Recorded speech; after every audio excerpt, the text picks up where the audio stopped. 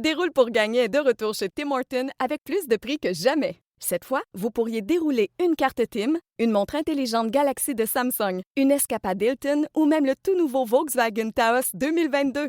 Laissez la chance vous sourire à tout coup. Vous déroulez, vous gagnez. Commande des produits admissibles, balaie ton appli Tim et gagne. Chaque fois. Des règlements s'appliquent. Ouvert aux membres de Fidélité inscrits au Canada seulement. Aucun achat requis. Consultez tous les détails du concours sur l'appli Tim Hortons. Cube Radio. Salut, c'est Charles Dran avec l'équipe dans 5 minutes. On s'intéresse aux sciences, à l'histoire et à l'actualité.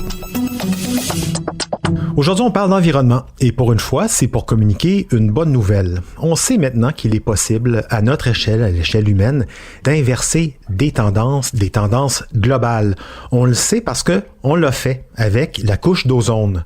Les plus jeunes se souviennent peut-être pas, mais la couche d'ozone, il y a 30 ans, pour plusieurs, quand on évoquait la couche d'ozone, ça semait le même type de terreur dans les têtes que de parler d'un désastre nucléaire ou d'une collision de météorites. Face à ce défi du trou dans la couche d'ozone, on s'est retroussé les manches, les dirigeants se sont mis d'accord et vite, et on en voit aujourd'hui les résultats. Voici ce Success Story vert avec Elisabeth Ménard. Vous souvenez-vous du trou dans la couche d'ozone dont on parlait beaucoup dans les années 90?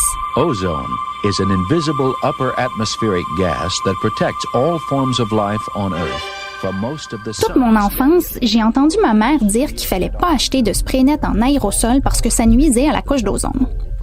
Il fallait aussi qu'on mette beaucoup de crème solaire parce qu'on était plus vulnérable aux coups de soleil à cause du fameux trou dans la couche d'ozone. Radiation that can cause skin cancer, eye damage, and suppression of the immune system.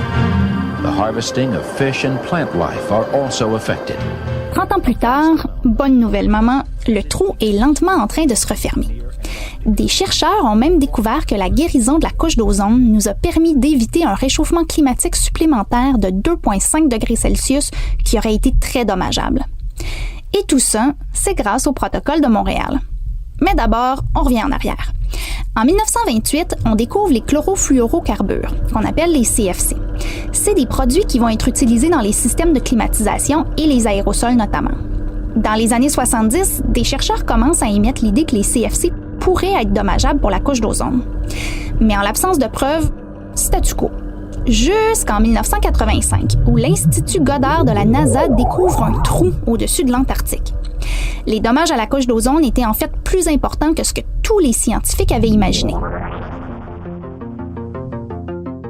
La nouvelle s'est rendue aux médias et la couche d'ozone, dont on n'avait jamais vraiment entendu parler avant, était rendue sur toutes les lèvres. Il faut savoir que la couche d'ozone, c'est en fait une couche de gaz qui enveloppe la Terre et la protège des rayons UV du Soleil. À l'époque, on se doutait qu'elle était vitale pour nous comme pour le reste des êtres vivants sur Terre, mais on ne savait pas à quel point. Donc on a pris peur. Tellement que la communauté internationale n'a pas tardé à se réunir en 1987 à Montréal. On a alors convenu de cesser l'utilisation et la production de CFC.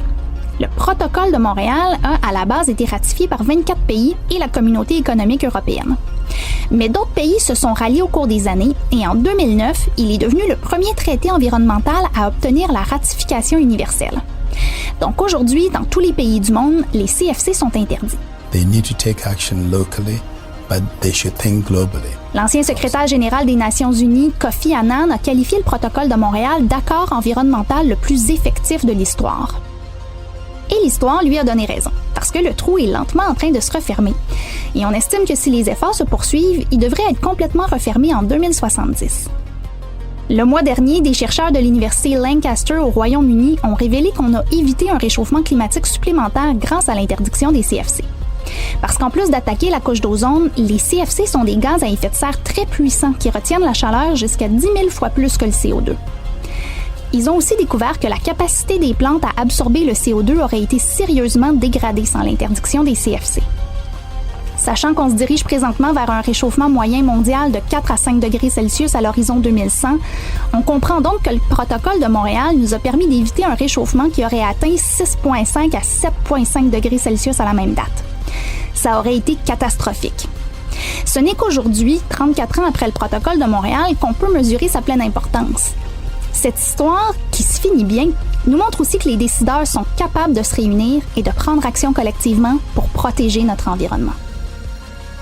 Ouais, suffit de savoir et de vouloir mettre son poing sur la table, mettre ses culottes, arrêter de tergiverser.